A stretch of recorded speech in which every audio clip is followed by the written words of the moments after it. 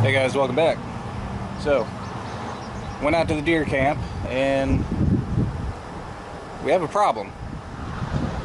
Obviously, it's a problem with the tent since you see I brought it back to the house.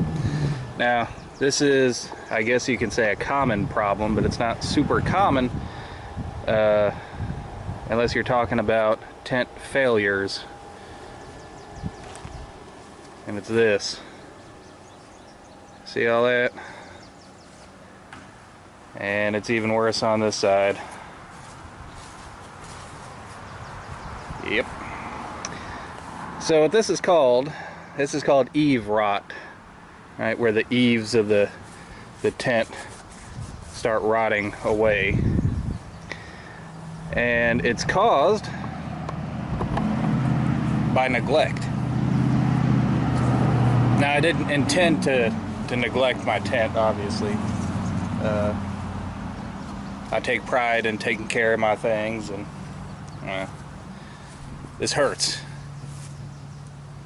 Also because it's really expensive, you know. But, you know, I've got a long history with wall tents. You know, back when, you know, my first job, I worked at a summer camp, and we stayed in a canvas wall tent all through the summer for years at a time with little to no maintenance, and the tent was fine.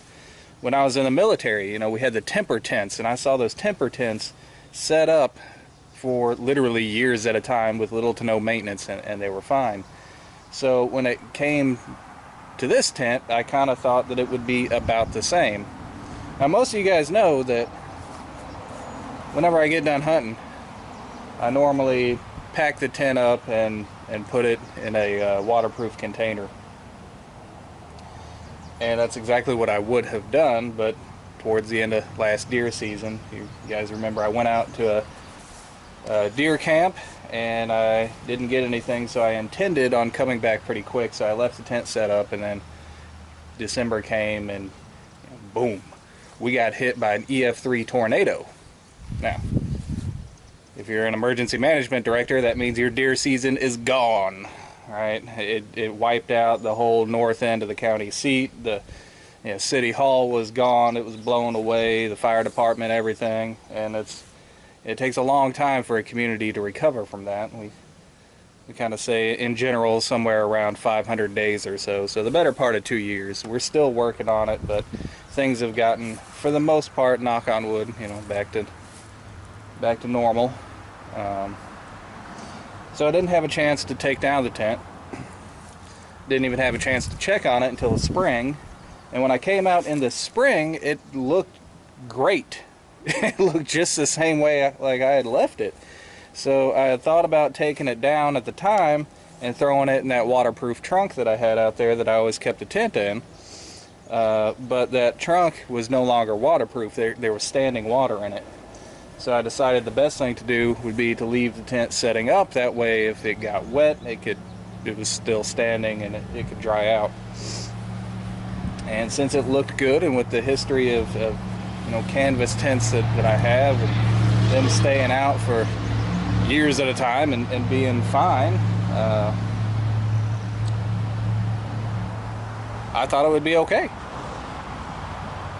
And I didn't have another chance to get out for until yesterday. It's been crazy hot out here. Yeah, it was 101 degrees yesterday when I went out in the woods, and the back end of the tent had fallen in, and you can just see all this rot on here, and how it was, you know, and water running down here.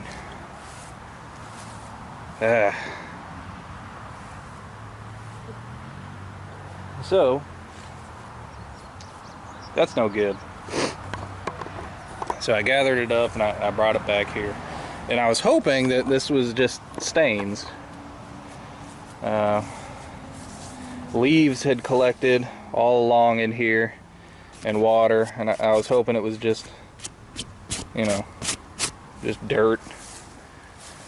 But as I started scrubbing, it just started opening up into holes.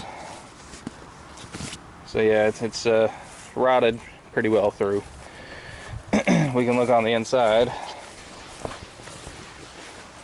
and see that indeed that rot does go all the way through. Now most of the rest of it, it doesn't. Like on this side, that looks like it's mostly just dirty. There's a little bit that's starting to come through here, but it's mainly right there. And there's probably 2 or 3 feet right there that's just gone. And also some parts of the sod cloth right there, but that's not a big deal. Your sod cloth, that's gonna happen. So if you're wondering what causes this, you know, these tents are good, even being set up for months at a time, as long as you're out there and you can take care of it. These ropes over time will loosen up, right? As the wind's blowing the tent, the ropes loosen up, and when it does, the tent starts to lose its shape and it starts to sag on the eaves. Right here, it gets loose, and then leaves and water start to collect there, and the more water that collects, in this case it collapsed the back end of the tent because the weight that caused more pooling. Now if somebody had just been out there to tighten up the ropes, it probably wouldn't have happened. And it all goes back to that waterproof trunk. If that waterproof trunk had stayed waterproof, I would have taken it down on the spring and put it in there and it would have been fine. But it is what it is. Unfortunately, got the eave rot for being set up and neglected. No one was there to tighten it up and you know, keep it where the water was shedding off the roof, and now it essentially needs a new roof.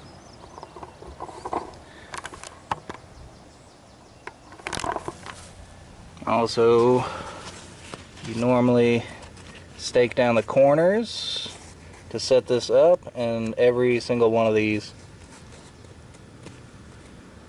is ripped. So no more staking down the corners.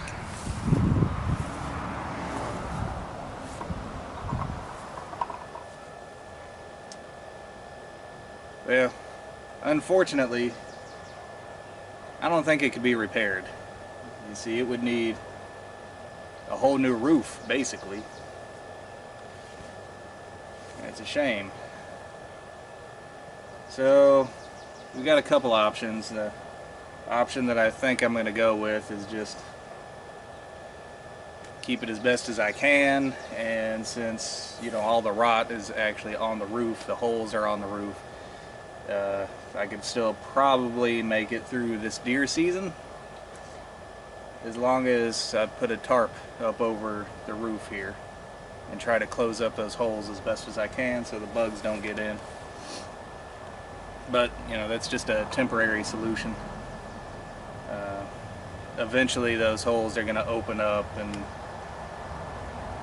the roof is pretty much going to separate from the walls. So that's no good. The next cheapest option would be to just buy this tent again. You can get just the tent without the poles and everything, and I wouldn't even have to get, you know, the stove jack installed. Oh, look at that, there's a wasp nest right there. There's no wasps in it anymore.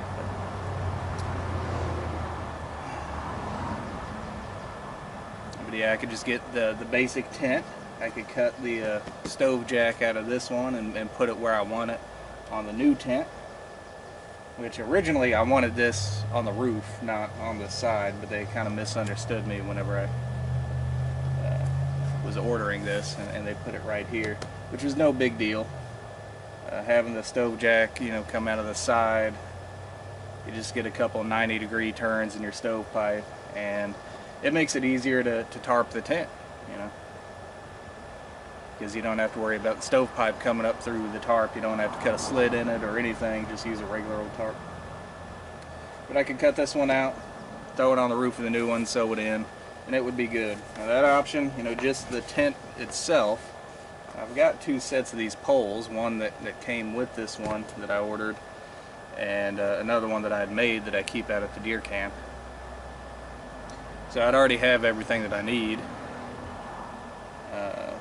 but it would still be, by the time you pay tax and shipping and everything, probably about 650 bucks just for that.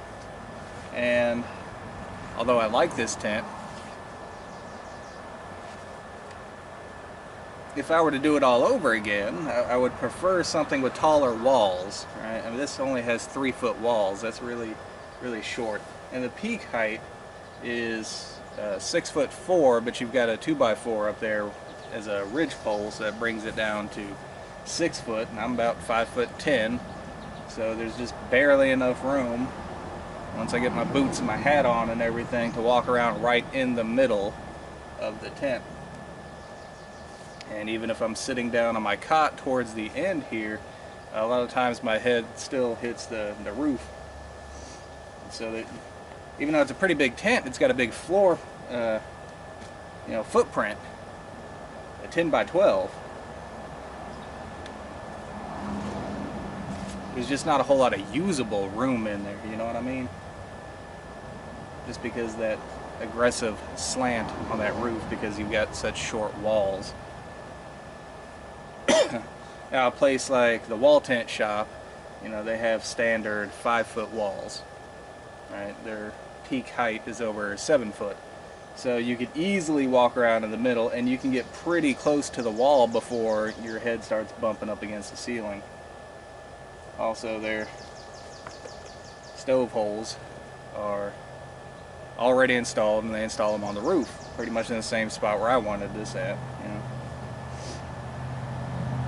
So I could actually, because of the wall height, probably downsize to like a 8x10 and still have more usable room inside the tent than I have with this being a 10x12.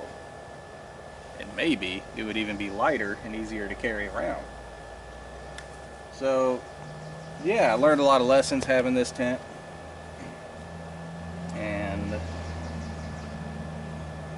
it's enough that I don't know that I would necessarily buy another one just like this. But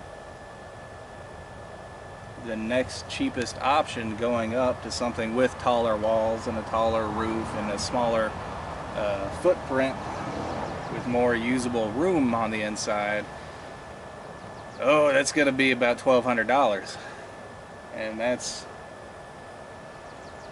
a lot. I don't know if I can swing that. So, you know, that may be something we start saving for now, and you know, maybe by the time the season is over, this, you know, and then the holes start opening up more on this one, maybe I'll have enough money to get something like that. Maybe not. I don't know. You know, it's tough to tell anything in our current economy. You know, I hate to bring up current events, but it's rough on everybody right now. But anyways, that's the options. You know, you just keep it limping along as you can, and hope that it doesn't fall apart with a tarp over it, or get the same tent again for about $650, or, you know, pay about twice that much and get a different wall tent that's got better features. Well, anyways, guys, that's all the time that I have for today. Hope you enjoyed it. Maybe you've got some advice for me to put down in the comments. So, yeah, till next time, thumbs up.